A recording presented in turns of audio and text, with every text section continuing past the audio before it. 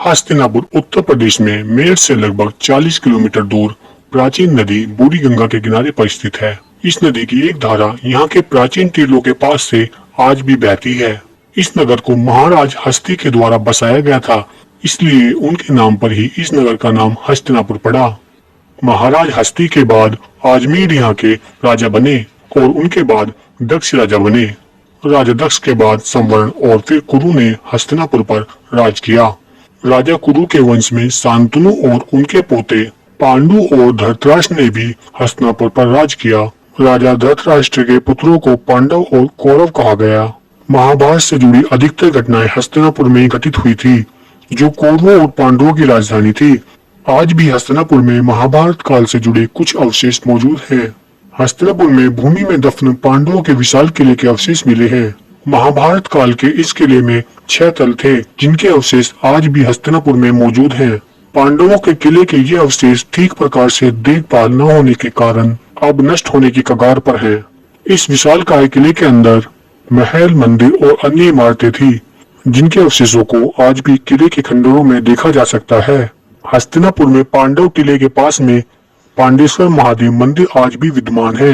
पांडेश्वर महादेव मंदिर वही मंदिर है जहां पर पांडवों की रानी द्रौपदी पूजा किया करती थी। इस मंदिर में स्थित शिवलिंग और 5 पांडवों की मूर्तियां महाभारत कालीन बताई जाती हैं। इसका अंदाजा उनकी आकृति से लगाया जा सकता है। इस मंदिर में स्थित शिवलिंग प्राकृतिक है। यह शिवलिंग जल अभिषेक के कारण अब आधा रह गया है। इस मंदिर के परिसर में एक प्राचीन विशाल वट वृक्ष भी मौजूद है। इस वृक्ष के नीचे श्रद्धालु दीपक जलाकर पूजा अर्चना करते हैं। इस मंदिर के पास प्राचीन शीतल जल का कुआं आज भी मौजूद है। यह पांडेश्वर महादेव मंदिर देश ही नहीं बल्कि विदेशों में भी प्रसिद्ध है। इस मंदिर के दर्शन करने के लिए दूर दूर से श्रद्धालु यहाँ पर आते हैं। इस मंदिर पर शिवरात्रि के दिन एक विशाल मेले का आयोजन किया जाता है। हस्तिनापुर में विदुर का टीला बूढ़ी गंगा के किनारे पर स्थित है। यह टीला लगभग 50 से 60 फीट ऊंचा है। इस टीले को विदुर का निवास स्थान कहा जाता है।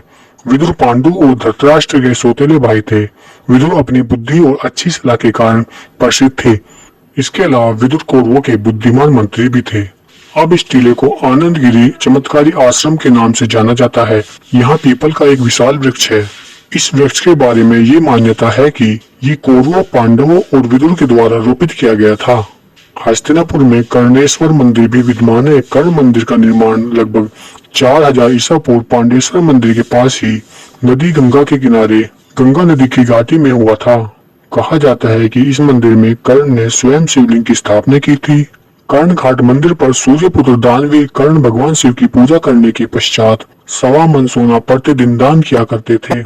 माना जाता है कि महाभारत काल में गंगा जी इसी स्थान से होकर गुजरती थी, लेकिन वर्तमान समय में गंगा जी का प्रवाह इस स्थान से काफी दूर है और अब यहाँ पर गंगा की एक विलुप्त धारा बहती है। इस विलुप्त धारा को बूढ़ी गंगा के नाम से जाना जाता है।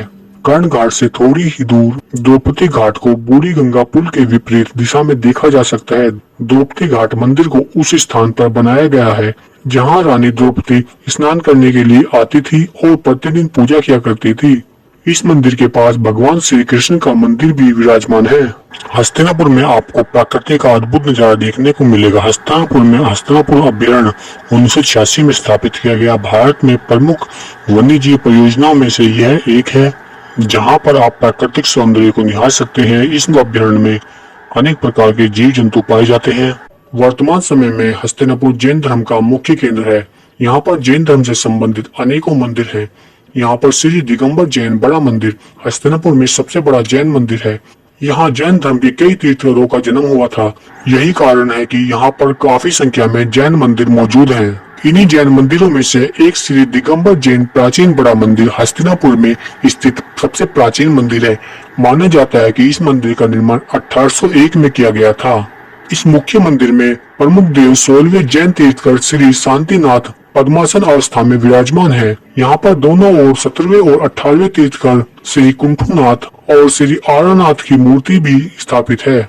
यहाँ पर इसी परिसर में दर्जनों की संख्या में अन्य मंदिर और ऐतिहासिक इमारतें स्थापित की गई हैं। इस जैन मंदिर के अलावा हस्तिनापुर में जम्बूद्वीप जैन तीर्थ, कैलाश पर्वत रचना, श्री श्वेतांबर जैन मंदिर, अष्टपाद मंदिर, ध्यान मंदिर, सुमेरु पर्वत, लोटस टेम्पल आदि भी स्थित है। जम्बू द्वीप में सुमेरु पर्वत की ऊंचाई 101 फीट है। यहाँ पर चैत्यालिया नदी, पहाड़ियाँ और समुद्र का झावा भी है।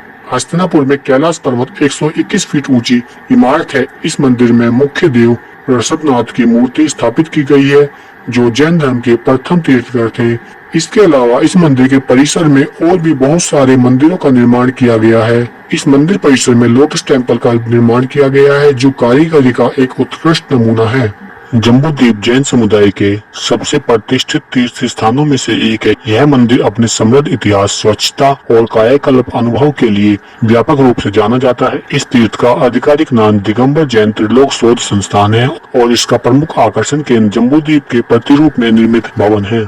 जम्बूद्वीप मंदिर अत्यंत सम्मानित और प्रसिद्ध जैन साध्वी श्री ज्ञानमती माता जी के अथक और समर्पित प्रयासों के द्वारा बनाया गया था। ऐसा माना जाता है कि साध्वी ने 19